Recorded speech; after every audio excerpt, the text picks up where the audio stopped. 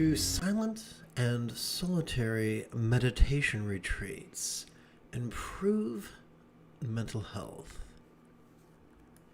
This morning's lesson is drawn from a good-hearted question found on Reddit. Why does meditation make me crave solitude but also make me lonely? The good-hearted individual wrote, I've done a 10-day silent meditation retreat twice, and I feel this urge to go deeper and meditate more. But at the same time, it makes me sad. It brings out sadness in me. I don't think it's healthy to not be around people. So let us begin with broad brushstrokes before we wade into the fine details. Aesop. The ancient Greek Aesop is said to have written the tale of the wolf in sheep's clothing. It is a universal archetype of those who would fleece the flock. The Buddha did not charge fees for meditation. The Buddha did not charge fees for retreats.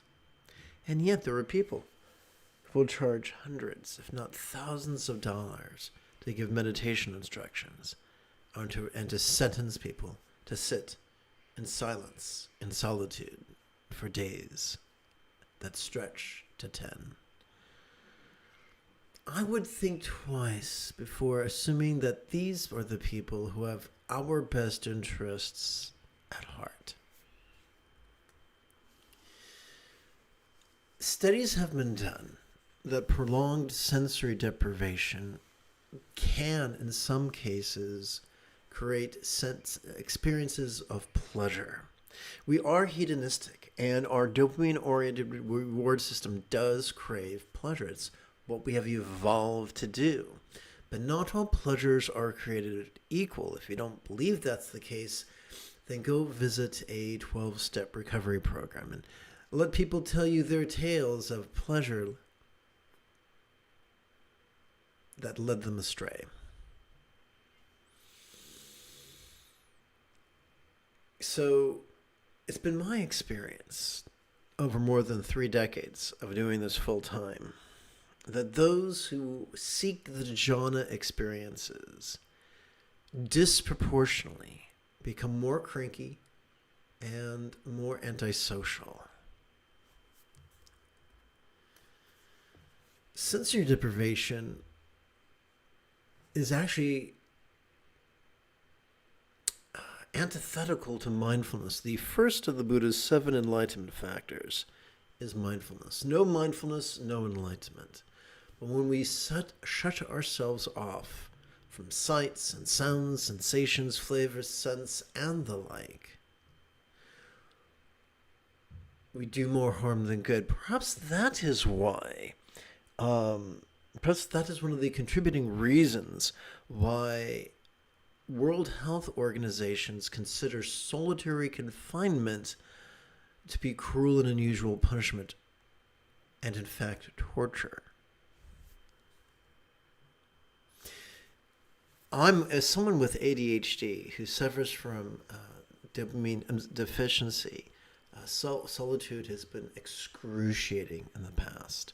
When I lived with the first Laotian temple I lived at, it was in the middle of a cold spell in Southern California, which us Southern Californians are not ready for, and in a huge temple without any windows or with broken windows, all by myself. It was torment. It was torment. We have evolved. Our survival depended not upon strength of arm and fleetness of foot, for we had none, not upon sharpness of claw or length of fang, for we had none. We evolved to cooperate. That's how we survived. Therefore, we evolved mechanisms to associate tremendous pleasure with cooperation, tremendous pain with solitude, because The mechanism kept our ancestors alive. Sensory deprivation and solitude are not our friends. What was the Buddha's advice concerning solitude? Well, for that, I'd like to remind you of a discourse known as the...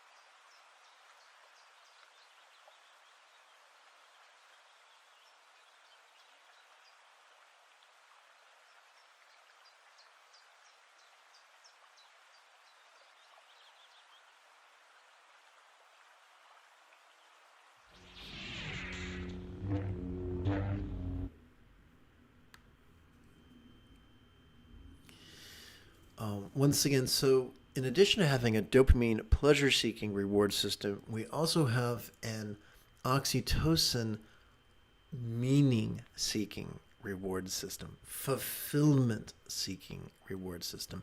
So we have a whole secondary reward system devoted to rewarding our behaviors of cooperation with a sense of fulfillment and meaning and purpose. This is antithetical to solitude. If we crave all solitude all the time, every day, every week, that's symptomatic of something wrong. So even though the Buddha taught that 50% of the Eightfold Path pertains to loving kindness, and even though the Buddha taught that the entirety of spiritual success depends upon the quality of our relationships with other seekers, what matters most is what science says and what experimental data issues us. And the science is conclusive. We need social interactions. We need to cooperate with people. Whether it's sitting at a table, passing a condiment, whether it's laughing off over a joke, whether it's just hanging out together enjoying a sunset. We need people. And I am very dubious of those who would charge exorbitant fees for moronically easy meditation techniques and charge additional fees to tell someone to sit in the dark by themselves for 10 days. And if they have a problem with it, that's because they're not spiritual. No, it isn't. Science and the Buddha agree. We are wired to be with people. And if our spirituality depends on solitude and silence, then it is a fragile, fragile thing. Crave a resilient spirituality that is able to thrive and be peaceful and be loving in the midst of the there's a fancy word, I think it's a Shakespearean phrase. In the hurly-burly, in the tumult of the workaday life. I do look forward to exploring the finer details with you after approximately 30 seconds of housekeeping.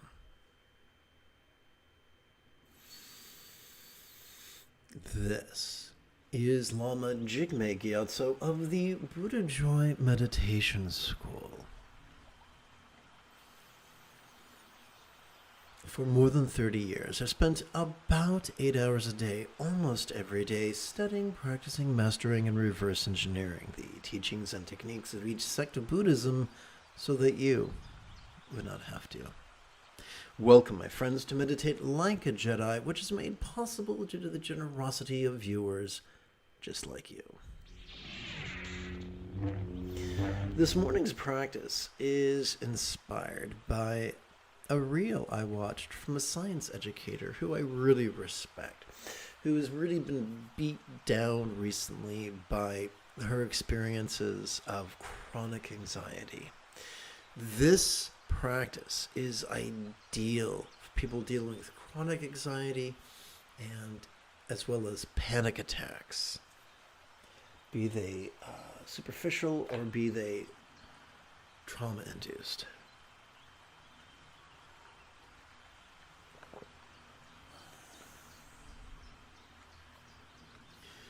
This is an adaptation of the Buddha's most popular meditation manual, the Anapanasati Sutta.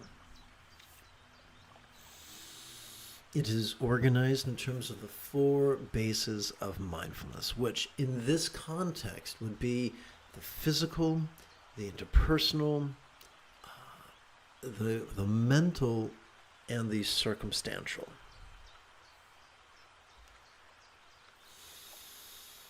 We begin with Kayasati's only set of 4 preliminary practices that center our bodies.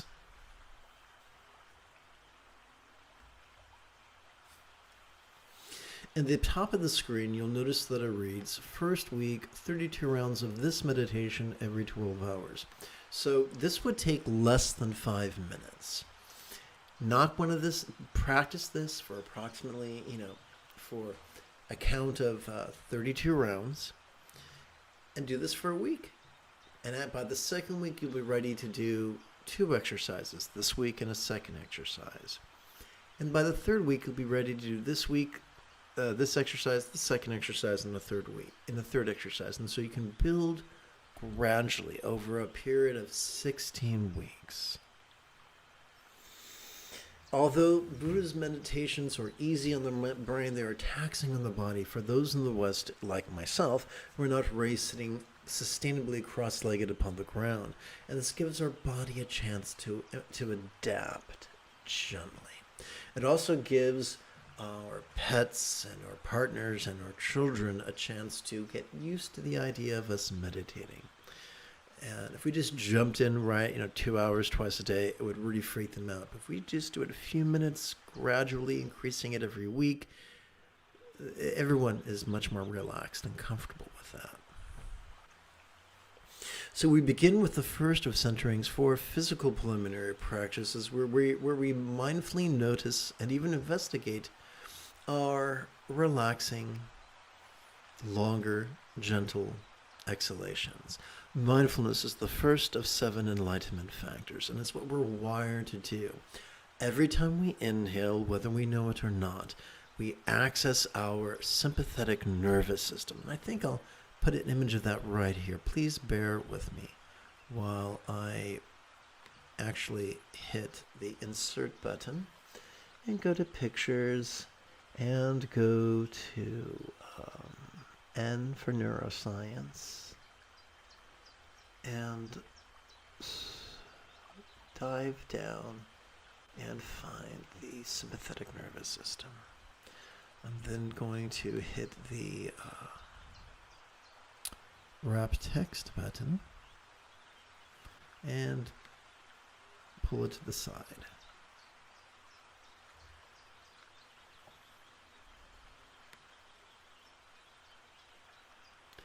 Let's see, perhaps there's more room for it over here. Oop, I guess not. Well, don't I feel silly? Whoops. Okay. It's probably not going to fit on the screen all the way. So, what did I do? Yep, that was a mistake. Okay, here we go. Okay, so we got this bad boy known as the sympathetic nervous system. Every time we breathe in, we access it. This sympathetic nervous system is ensconced within the thoracic or rib cage section of our spinal cord. It did not evolve to indulge either extreme of mind blanking or active concentration. Instead, it evolved to simply notice and to do so vulnerably, passively, viscerally, and randomly. We could notice sights, sounds, sensations, flavors, scents, and the like. We could notice emotions, intentions, thoughts, memories, and imaginings. We could notice the external, the internal, the physical, the mental, the pleasurable, the painful, the interesting, the boring, the glorious, and the grotesque. Mindfulness is not for the faint of heart, my friends. So, as we inhale, let us silently and mentally recite the metaphoric verb here. And as we exhale, let us silently and mentally recite the adjective long. So, in other words, we're going to notice how long our breath is without striving to control it. So I promised you, not sure this is actually going to show up well on the screen. I guess that works. So let's explore how to count this for 32 repetitions. 32 repetitions is 2 sets of 16 rounds. So we're going to pretend that a round is simply one inhalation followed by one exhalation. And on our left hand, we can count to 16 rather easily. During each inhalation, we can move the tip of our left thumb, touching it to a set of creases or a fingertip until eventually we get to 16. Meanwhile, on our right hand, we can be counting our first set of 16 rounds and then our second set of 16 rounds. We can do likewise on our second exercise and our third exercise and the fourth exercises. And even though I'm lifting my hand before the camera so you can follow along easier, I think it's more ergonomically sound to practice this with your hands in your lap. And to illustrate that, I'm going to add an additional image. So quick like a bunny, I'm going to return to Insert, Pictures. Let's go to Buddhist Yoga, Buddha. Let's go to Solitary. Ironically enough, let's find this image here. Let's hit behind text. Oh, it's already there. Don't I feel silly? Okay, well, let's just grab this bad boy, hit copy, and then grab this one, hit delete. Okay, paste, and wrap text.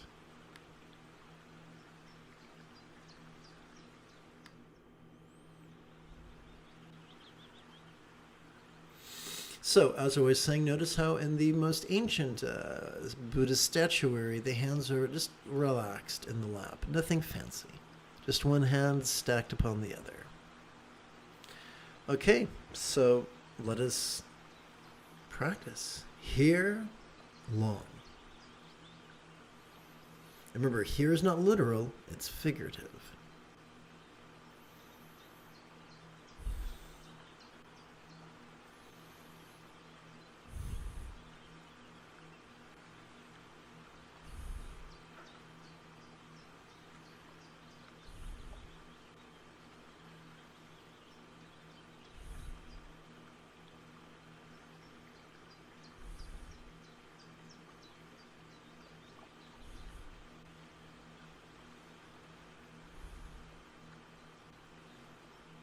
Whoops, I got confused, it looks like.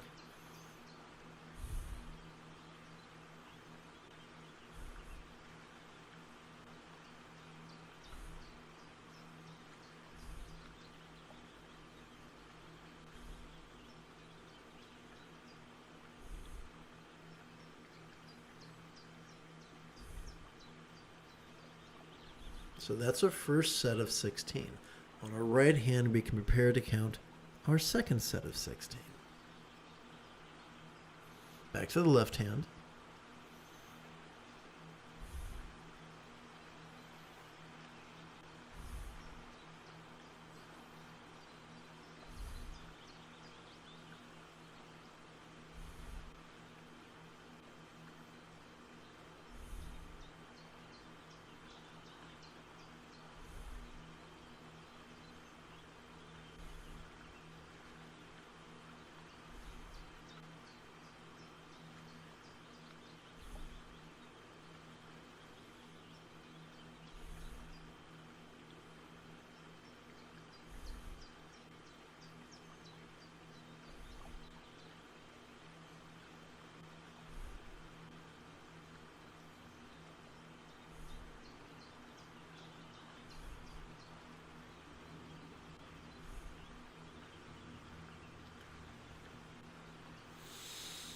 Okay, so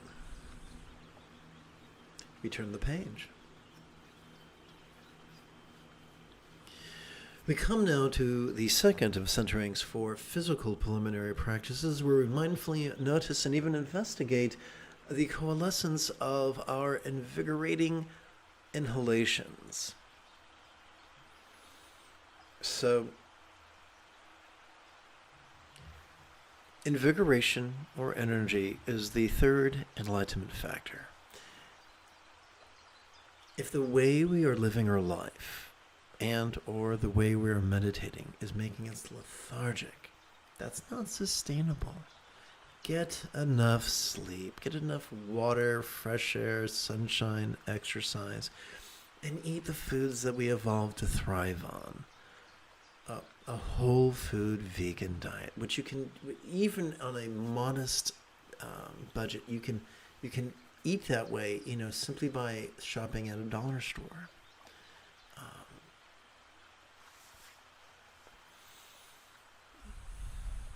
During our inhalation, we're going to continue using the verb of perception, the metaphoric verb of perception here. We're going to swap the adjective long for short. And we're just noticing how, relatively speaking, our inhalations are already wired to be shorter than our exhalations.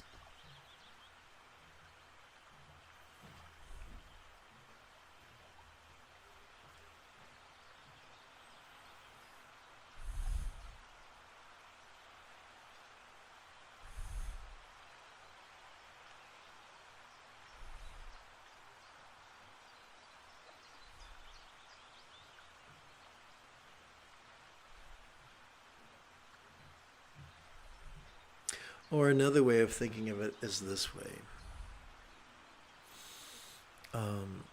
Shorter inhalations are shorter breaths are more invigorating than longer breaths.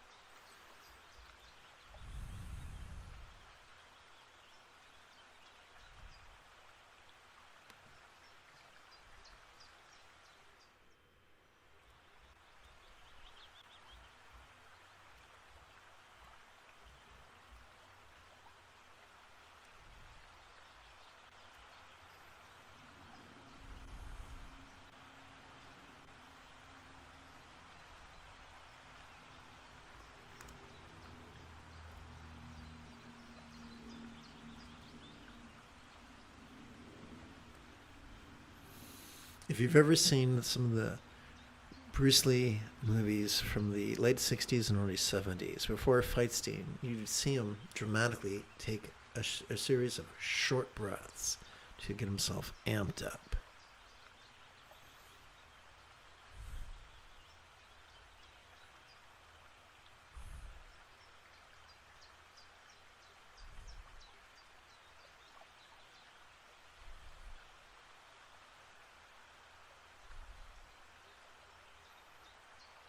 And if you're anxious, I recommend replacing the verb hear with the verb feel. That'll be more sedating.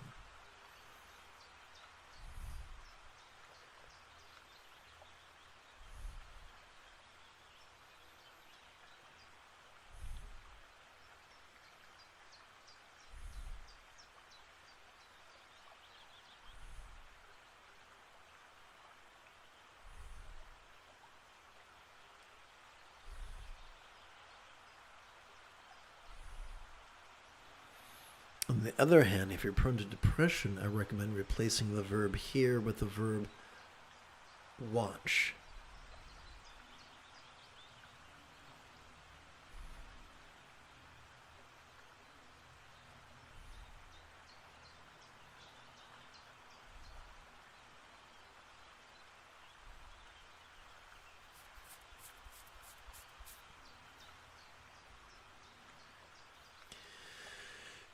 Now we come to the third of Centering's four physical preliminary practices, where we allow our minds to mindfully notice and even investigate our bodies. What do we mean by investigate? What if investigation was a synonym for curiosity?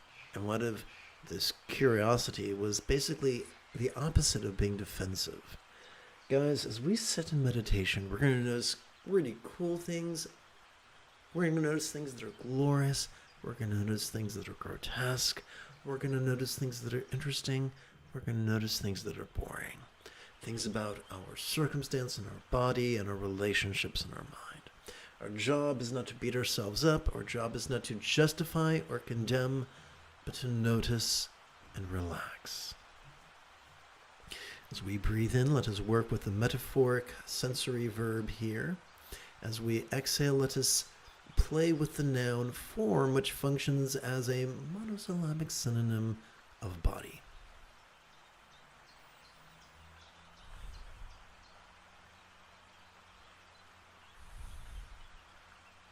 When I lived at Deer Park Monastery, in the early morning meditation session, the monks took delight in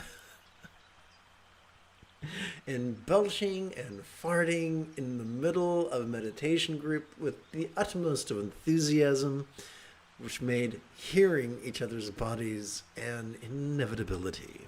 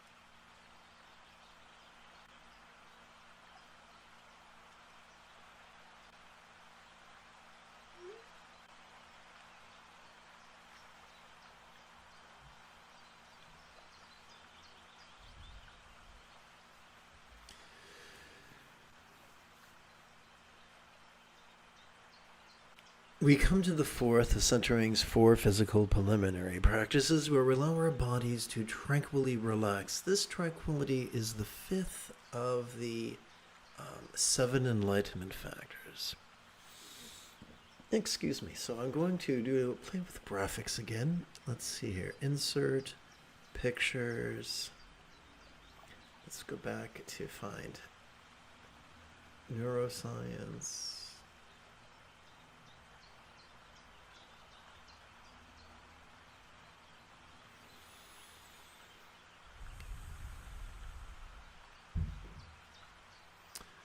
Let's hit wrap and behind. Okay.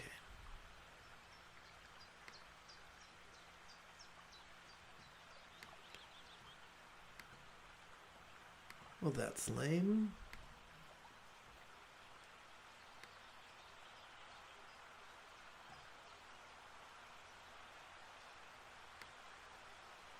Okay.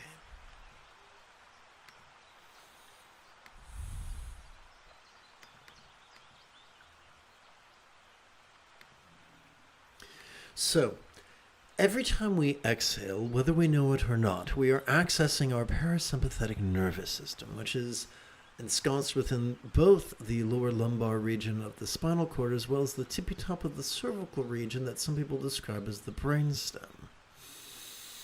It has evolved for both physical relaxation as well as mental release. Therefore, relaxing during our exhalation is effortless. It is not forced. We're playing with this one-syllable verb ease, which is a synonym for relax, not to command our bodies to relax, but to simply notice what's already occurring. What we're doing is showing our mindfulness, look, this relaxation is already occurring during the exhalation. It's been here all along. So during the inhalation, we silently and mentally recite the noun form, and during the exhalation, we silently and mentally recite the verb ease. Of course, that reminds me of the 1970s musical The Wiz, where Diana Ross and Michael Jackson got to ease on down the road.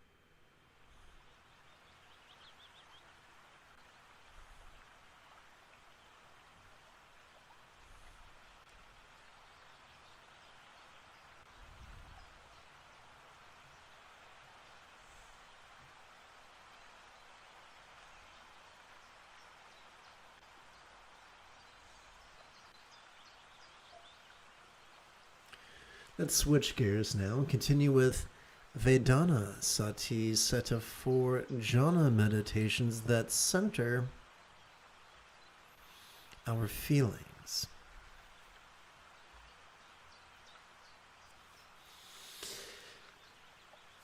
So feeling here is a bit of an umbrella term to describe the overlapping Venn diagram of the physical and the mental.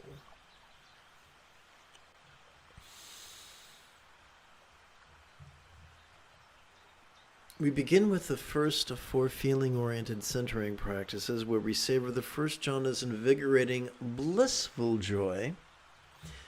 Of course, joy is the 4th of the 7 enlightenment factors. The first jhana is invigorating joy that flows from gently grinning towards our bodies of flesh, blood, and bone. So here's the thing. Studies have shown that if we force our bodies to, if we just slap on a smile, we will court depression, which I don't recommend. But here's the funny thing. We can play with words. It's kind of like the old saying, you can pick your nose and you can pick your friends, but you can't pick your friend's nose. So we can play with the words we're going to play, words we're going to silently and mentally recite. So on the inhalation, let us silently and mentally recite the 1-syllable verb grin. During the exhalation, we can continue to play with the noun form. And just sit back and see what the subconscious does with us. Like Charlie Brown running with a kite. Let's see what happens.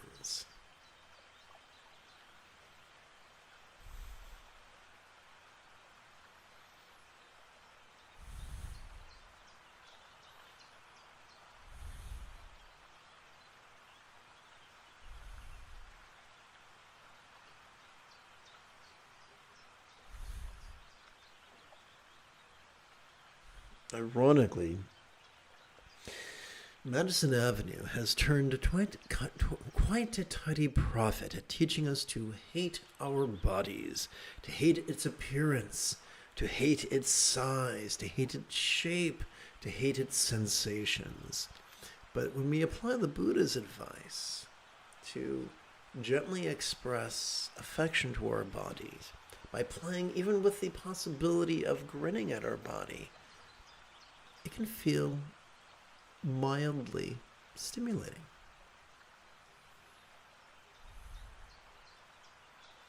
Like an iced coffee on a hot day.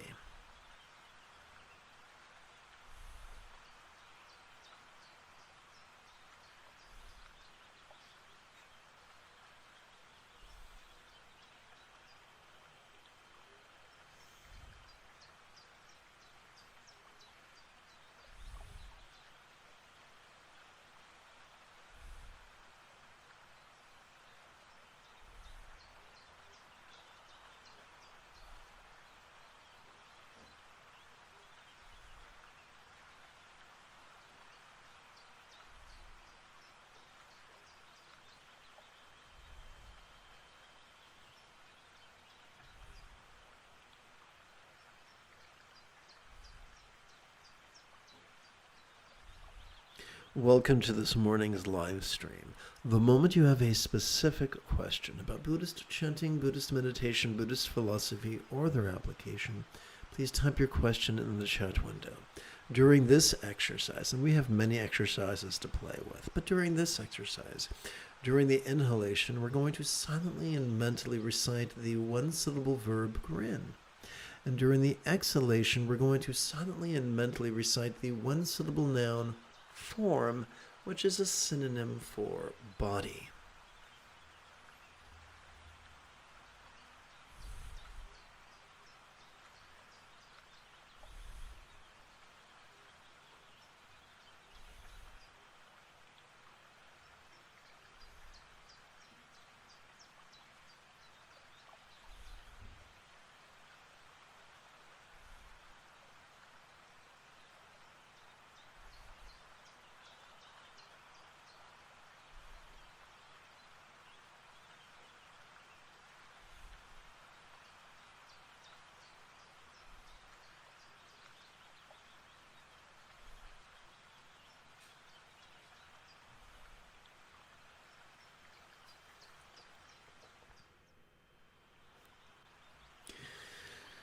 We continue with the second of 4 feeling-oriented centering practices where we savor the second jhana's peaceful joy that flows from gently grinning towards our thoughts. I'm using the word thought here as an umbrella term. Towards our thoughts, emoting, intending, reasoning, recalling, and imagining. In other words, our coarse mind. During the inhalation, we persist in silently and mentally reciting the one-syllable verb grin. This time, during the exhalation, we're going to silently and mentally recite the one-syllable noun thoughts. We're replacing the noun form with the noun thoughts. And just notice what changes you experience in your body and your mind.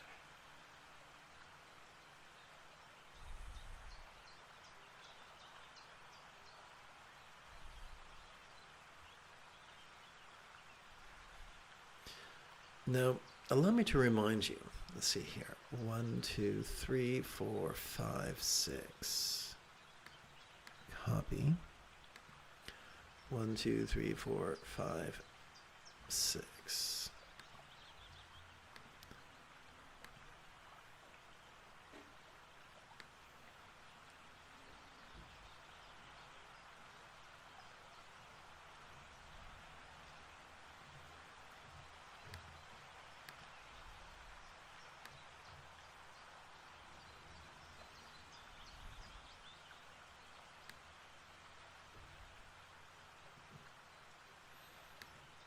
Okay. Allow me to remind you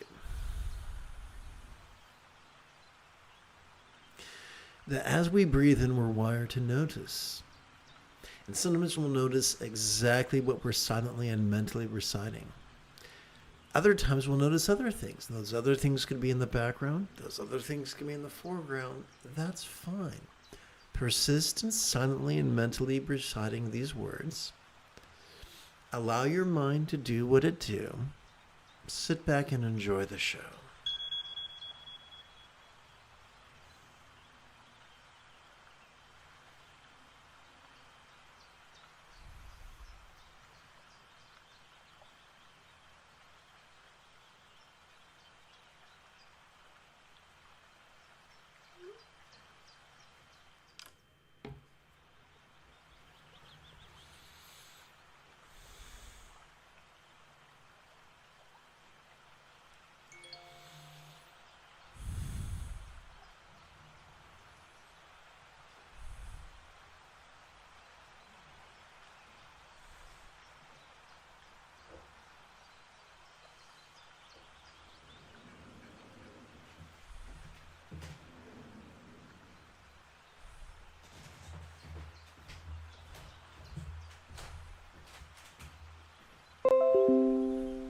So here's the funny thing.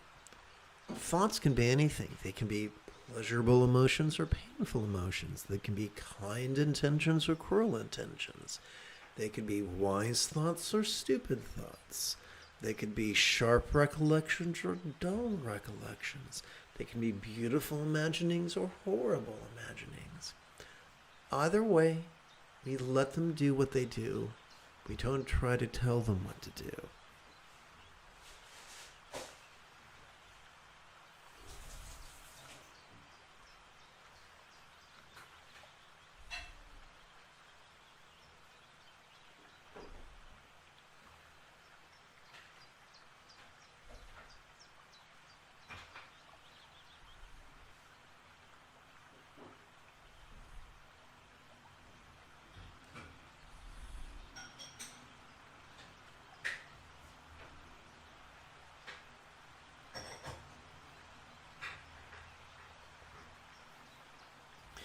We continue with our third of 4 feeling-oriented centering practices where we savor the third jhana's contentment, which is a rare commodity, by mindfully noticing, investigating, and coalescing our thoughts, emotions, intentions, cognitions, recollections, and imaginings.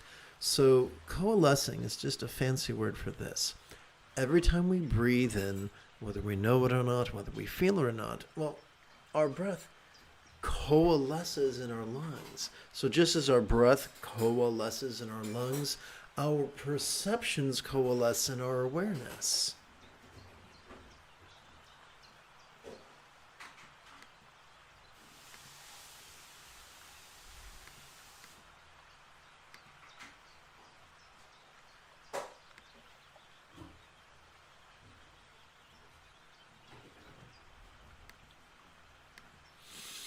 So again, during our inhalation, we return to our metaphoric verb here.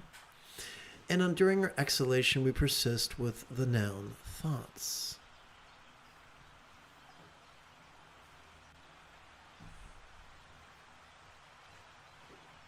And we'll notice we're becoming incrementally less horrified or elated with that which cartwheels across the stage of our mind.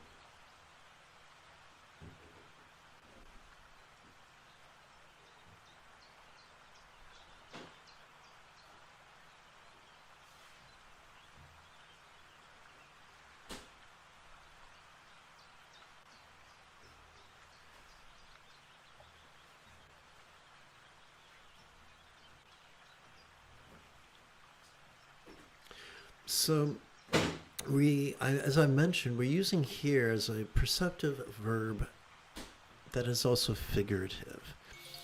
If we are very anxious, we could replace it with the word feel. If we were prone to depression, we could replace it with the verb see or watch.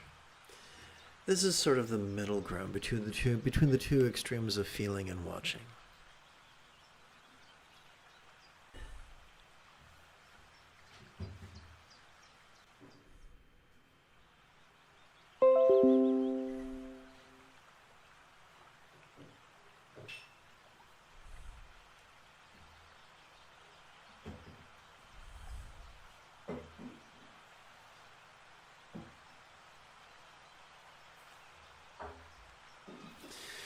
We continue with the fourth of four feeling-oriented centering practices, where we savor the fourth jhana's neutrality by allowing our thoughts, emoting, intending, reasoning, recalling, and imagining to tranquilly relax. And remember, this is already a natural function of every exhalation.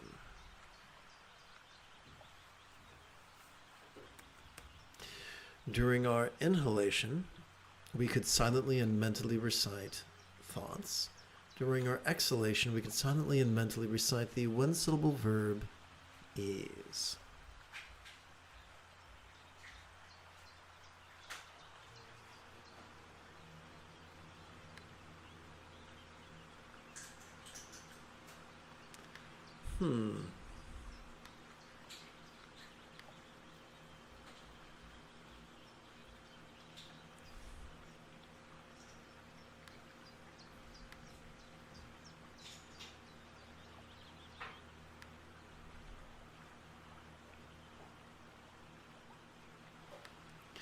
And for my fellow science geeks, easing is a natural function, relaxing is a natural function, during relaxing during our exhalation is a natural function of the parasympathetic nervous system.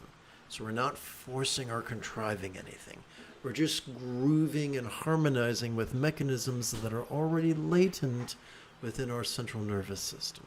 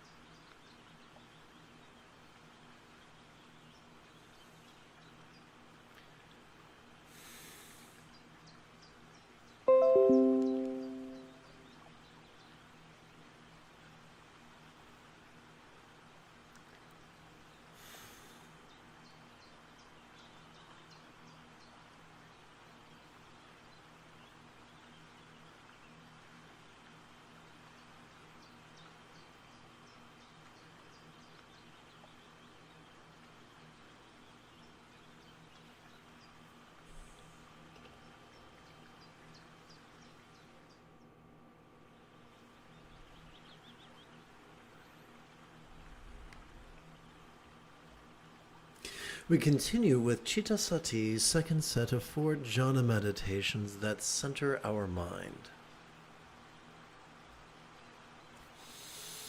We begin with the first of 4 mind-oriented centering practices, where we savor the 5th jhana's metaphoric sphere of infinite spaciousness, by mindfully noticing, investigating, and coalescing our mind's ability to see, smell, hear, taste, feel, and the like.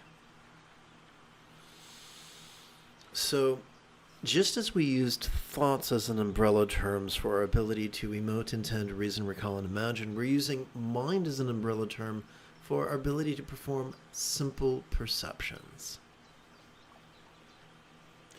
During our inhalation, we can silently and mentally recite the verb here. During our exhalation, we can silently and mentally recite the noun mind.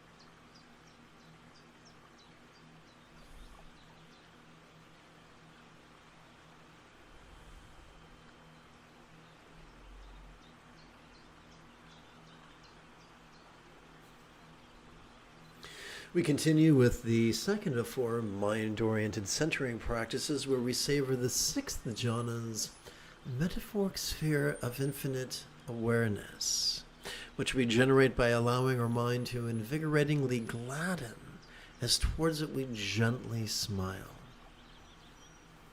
So during the inhalation, we return to the verb grin, and during the exhalation, we persist with the noun mind. And yes, I'm aware it can be used as a verb, but we're using it as a noun right here.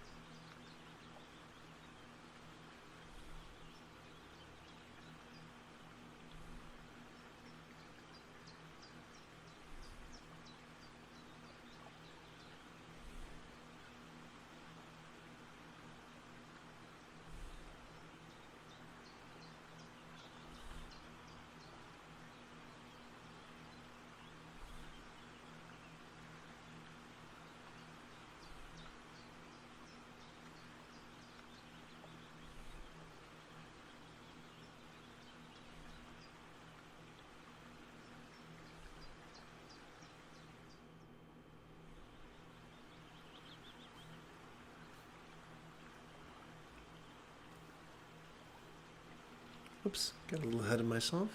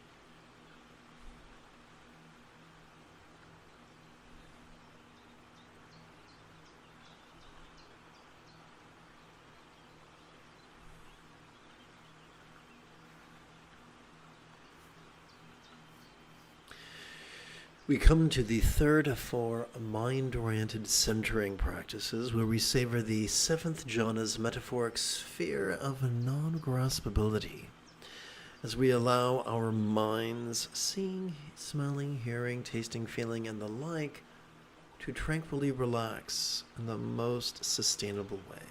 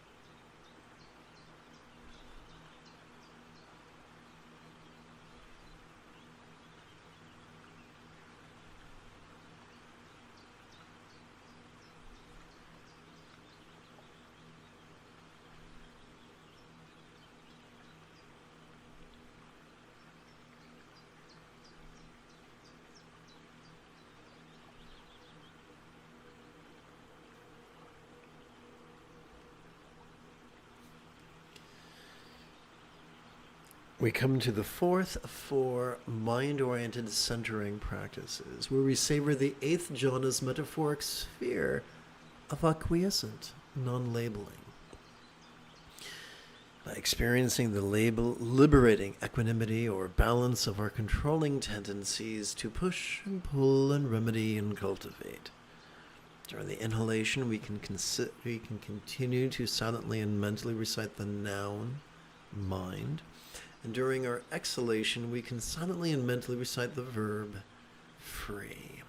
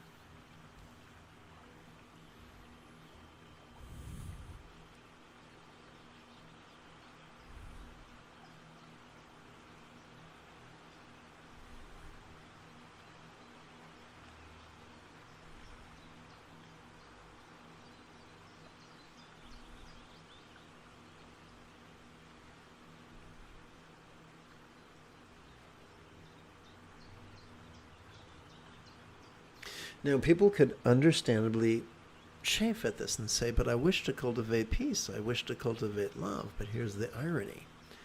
Peace and love are already latent within our mind. All we need to do is use the proper techniques to step out of our own way.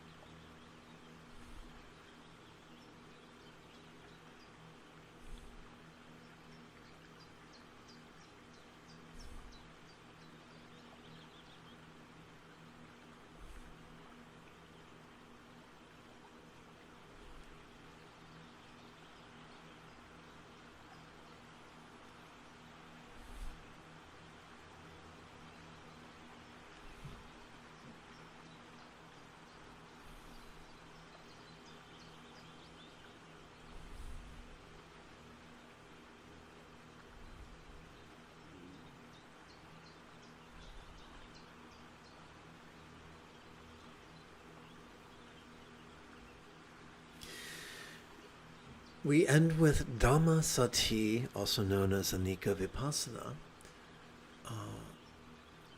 set of 4 impermanence contemplations that help us to circumstantially let go.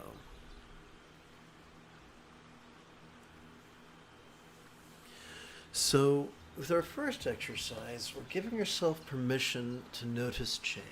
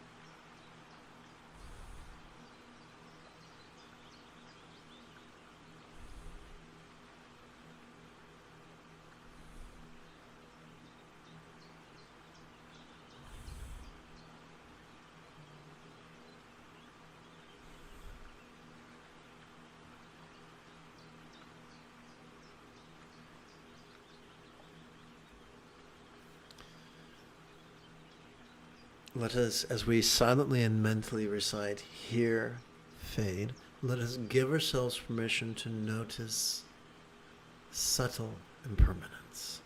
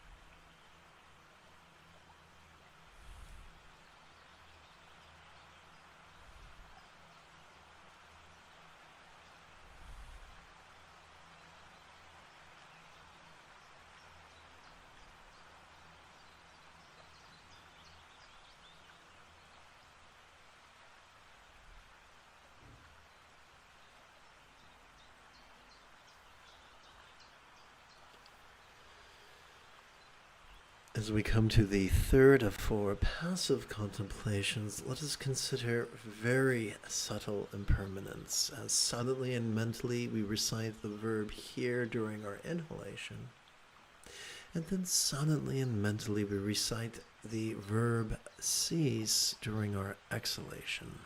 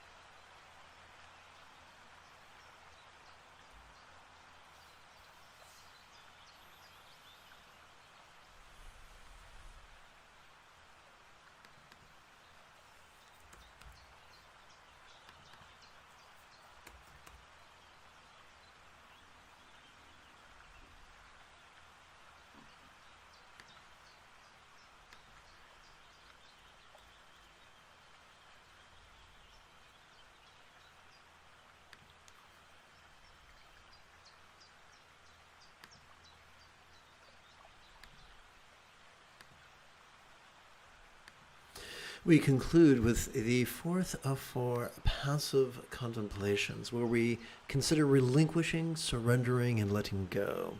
As silently and mentally, during the inhalation, we recite the demonstrative pronoun this. And during the exhalation, we silently and mentally recite the verb is.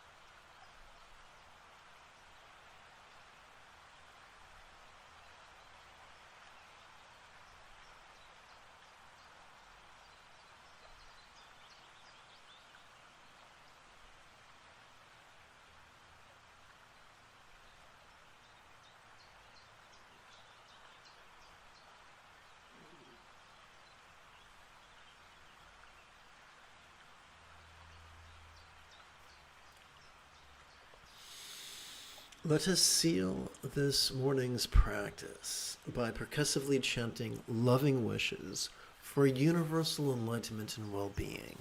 Now, these loving wishes are not prayers to real or imagined entities. They're simply ways of exercising our intention. May all minds clear yet impermanent be as enlightened as a Buddha's mind.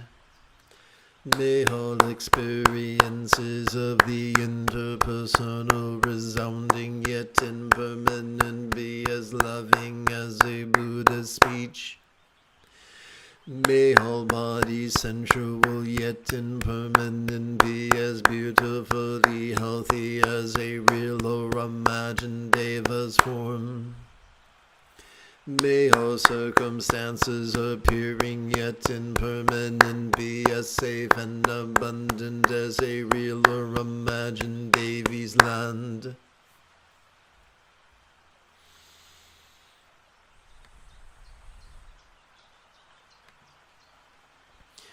If you feel that I have earned it, you could give this live stream a thumbs up. You could even help support this channel. In approximately 9 2/3 hours, I would very much like to return to lead today's evening meditation class and group practice. And if you are as geeky as me, may the Force be with you always.